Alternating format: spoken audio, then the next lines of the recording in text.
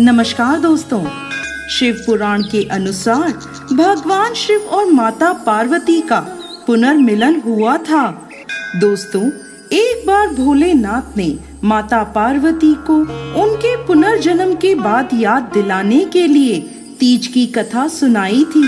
भगवान शिव ने कथा सुनाते हुए कहा, पार्वती, तुम मुझे पति के रूप में पाना चाहती थी, जिसके लिए तुमने हिमालय पर्वत पर कठोर तप किया।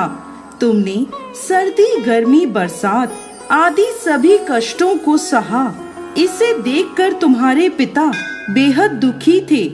एक बार भगवान विष्णु के कहने पर देवर्षि नारद तुम्हारे घर गए और उन्होंने तुम्हारे पिता से कहा कि विष्णु भगवान आपकी पुत्री से विवाह करना चाहते हैं। आपकी क्या राय है? यह सुनकर पर्वतराज बेहद खुश हुए और वह अपनी पुत्री का विवाह भगवान विष्णु के साथ करवाने के लिए तैयार हो गए।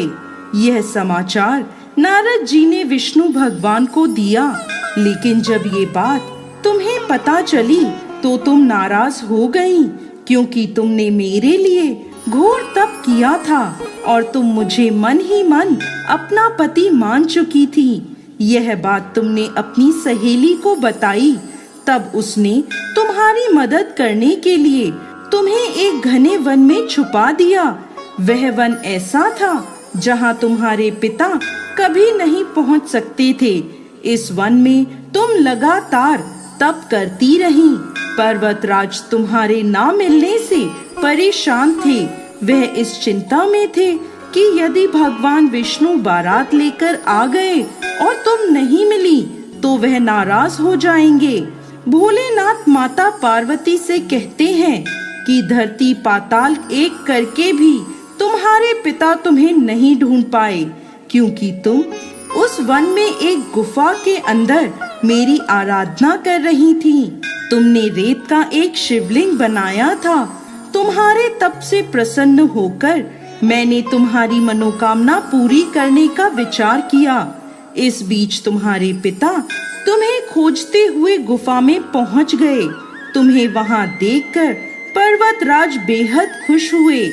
तुमने अपने पिता से कहा कि तुमने मुझे अपना वर चुना है और इसके लिए घोर तप किया है, और आज यह तप सफल हो गया है। भोलेनाथ ने मेरा वरण कर लिया है। अगर आप मेरा विवाह शिव जी से करने को तैयार हैं, तो मैं आपके साथ चलूंगी। यह सुनकर पर्वतराज तुम्हारा विवाह मुझसे करने को तैयार हो गए। इसके बाद उन्होंने विधि विधान से हमारा विवाह संपन्न कराया। हे पार्वती, जिस तरह तुमने यह मेरा कठोर व्रत किया और हमारा विवाह संपन्न हुआ, उसी तरह यदि कोई स्त्री इस हरियाली तीज का व्रत पूरी श्रद्धा और निष्ठा से करेगी, तो मैं उसे मनवांछित वर प्रदान करूंगा और अखंड सौभाग्य का वरदान दूंगा। हे भोलेनाथ, इस कहानी को कहते, सुनते और हुंकार भरते सब पर कृपा करिएगा।